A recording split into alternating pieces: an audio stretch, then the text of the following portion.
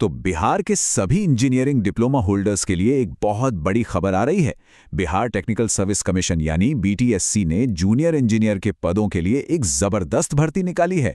चलिए इस शानदार मौके की हर एक डिटेल को अच्छे से समझते हैं। तो सबसे पहले वो नंबर जिसका सबको इंतजार रहता है, वैकेंसीज कितनी हैं? कुल 2809 पद हैं।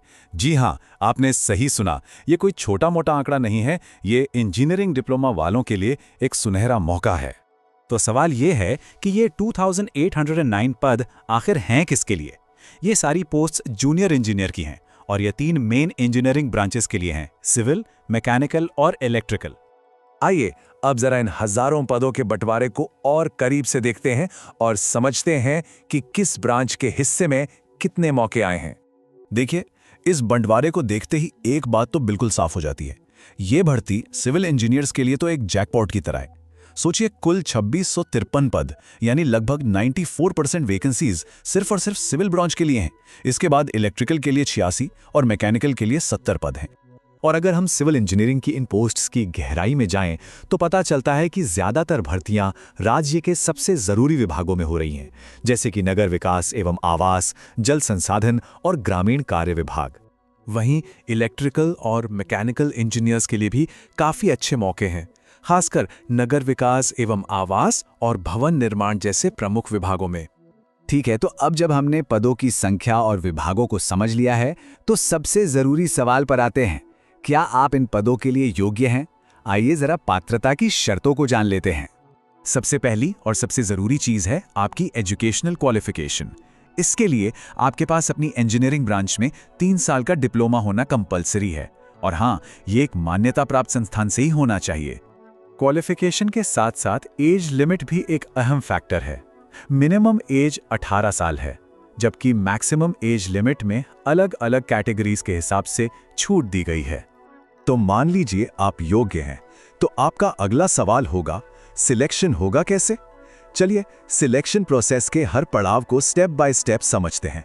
पूरा का पूरा सिलेक्शन प्रोसेस मोटे तौर पर 3 स्टेजेस में बांटा गया है। सबसे पहले एक रिटन एग्जाम होगा, उसके बाद आपके वर्क एक्सपीरियंस का इवैल्यूएशन किया जाएगा और आखिर में जो कैंडिडेट सफल होंगे उनके डॉक्यूमेंट्स का वेरिफिकेशन होगा। तो फाइनल मेरिट लिस्ट तैयार कैसे होगी? इसका फॉर्मूला बिल्कुल साफ है। 75% वेटेज रिटन एग्जाम को दिया गया है और 25% वेटेज आपके वर्क एक्सपीरियंस को। रिटन एग्जाम की बात करें तो ये 100 ऑब्जेक्टिव सवालों का पेपर होगा। सारे सवाल आपके अपने इंजीनियरिंग ब्रांच से ही पूछे जाएंगे। आपको 2 घंटे का समय मिलेगा और ध्यान रहे, इसमें नेगेटिव मार्किंग भी है। हर गलत जवाब पर 0.25 अंक कटेंगे। अब बात करते हैं एक्सपीरियंस के उन 25 अंकों की। ये कैसे मिलेंगे? अगर आपने कॉन्ट्रैक्ट पर काम किया है तो आपको हर 1 साल के अनुभव के लिए 5 अंक मिलेंगे और आप ज़्यादा से ज़्यादा 25 अंक तक हासिल कर सकते हैं।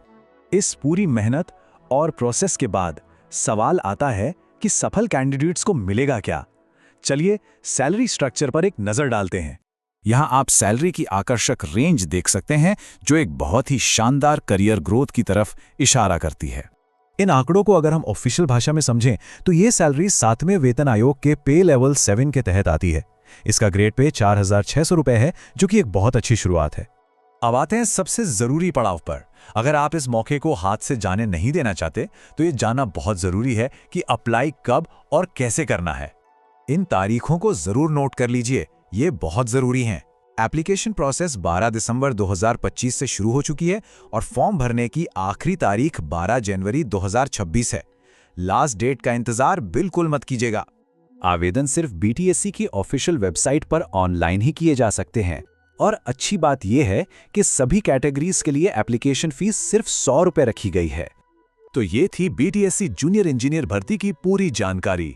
हजारों पद, एक बिल्कुल साफ सिलेक्शन प्रोसेस और एक आकर्षक सैलरी। अब फैसला आपका है। क्या आप इस बड़े अवसर को अपने करियर का अगला कदम बनाने के लिए तैयार हैं?